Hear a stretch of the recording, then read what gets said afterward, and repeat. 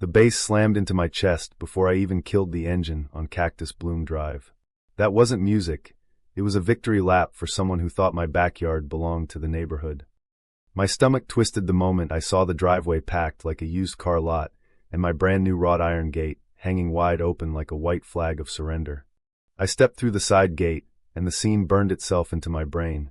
50 strangers turning my just-finished oasis into their personal splash zone. Kids cannonballing into the pool my wife Megan and I had saved 2 years for. Grown adults lounging on my teak chairs with solo cups sweating in the Arizona heat. A Bluetooth speaker blasting country pop, loud enough to rattle the saguaros along the fence line. Someone had dragged my new Traeger grill onto the patio and was flipping burgers, grease dripping onto the concrete like spit on a grave. In front and center, clipboard in one hand, Chardonnay in the other, stood Karen Hargrove, Saguaro Springs HOA president, queen of every ridiculous rule from lawn height to flag size, smiling like she'd just thrown the party of the year. "Oh, Ryan, you're home early," she sang out, waving like I was the surprise guest. "We voted last month to host the annual community pool day right here. Your yard checks every box on the shared aesthetic guideline. Technically, under Section 7.2, it's all part of the neighborhood vibe now. Hope you don't mind." I didn't yell. I didn't curse. I just looked at the unicorn float my 6-year-old daughter Sophie had begged for, now being used as a trampoline, and said quietly, "You're swimming in my investment, Karen, not the HOAs. Big difference." She laughed that polished little laugh that always sounded like she was quoting scripture. "Community first, Ryan. That's what we're all about." They left the place looking like a war zone. Next morning the sun rose over a crime scene. Murky water choked with napkins, half-eaten hot dogs, and a floating diaper that made my stomach roll. 2 lounge chairs cracked, one leg snapped clean off. The patio sticky with spilled soda. Sophie's handmade pool party princess, banner ripped in half and dangling from the umbrella like a surrender flag. Megan stepped out in her robe, mug trembling in her hand. "They used us," she whispered. Sophie ran out seconds later, froze, and asked in the smallest voice, "Daddy, can we still have my birthday party here?" I couldn't answer. The filter was clogged, the water gray, and cleaning it would take days we didn't have. Then I saw the crisp white envelope taped to the front door. Saguaro Springs, HOA official notice. Community event hosted at resident property. Cleanup and maintenance fees to be divided equally among all members. Your allocation, $487. Thank you for supporting neighborhood harmony. Megan laughed, bitter and sharp. "They trash our yard and send us the bill."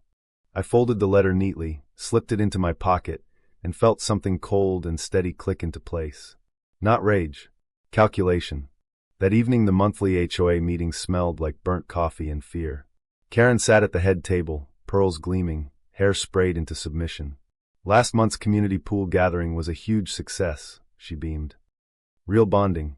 Some residents had questions about boundaries, but remember, Section 4.1 says shared spaces enhance property values for everyone."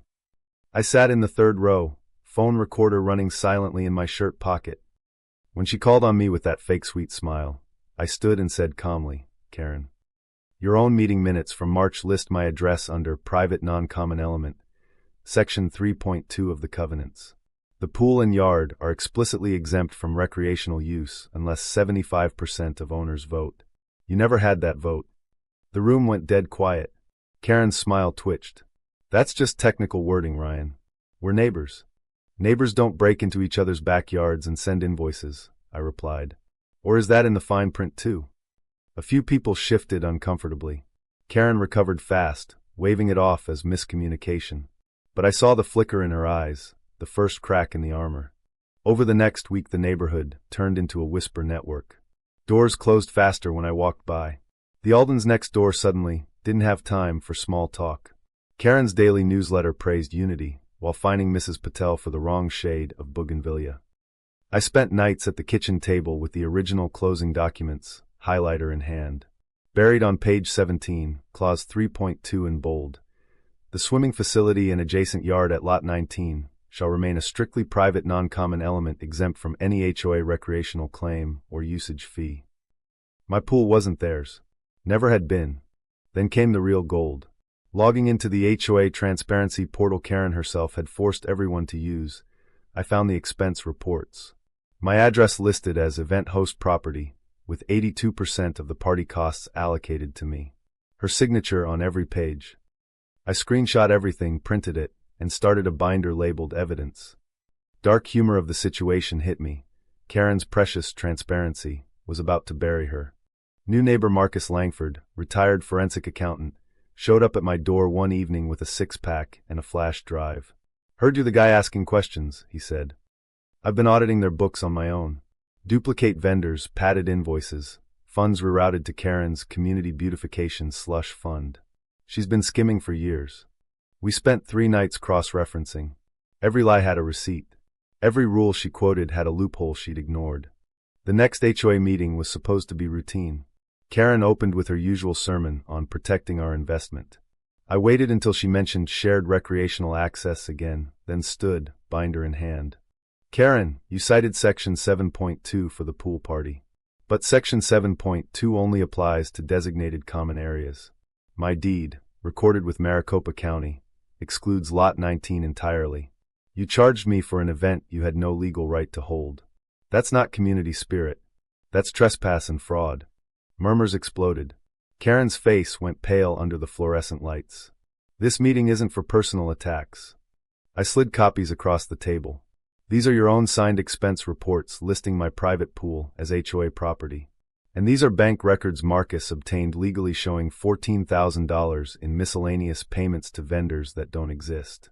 Want to explain that to everyone."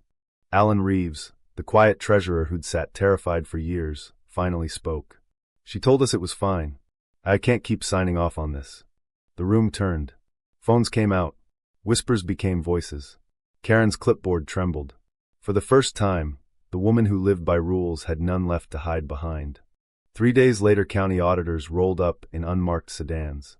Anonymous tip, complete with every screenshot, deed page, and bank statement, had landed on their desk. By noon they were hauling boxes out of the clubhouse. Karen stood on the sidewalk in her pastel pantsuit, trying to smile for the neighbors while her empire crumbled in real time. 2 weeks after that, the audit report dropped like a guillotine. Financial misconduct, unauthorized use of private property, falsified minutes. The HOA board was dissolved pending new elections. Karen resigned for personal reasons before they could formally remove her. Last anyone saw, her for sale sign went up the same week. My backyard is quiet again. The pool sparkles under the Arizona sun, clear in hours. Sophie's birthday party happened right on schedule. Family, close friends, no clipboards, no rules. Megan and I sat on the new lounge chairs watching the kids splash, the laughter finally belonging to us. The neighborhood feels different too.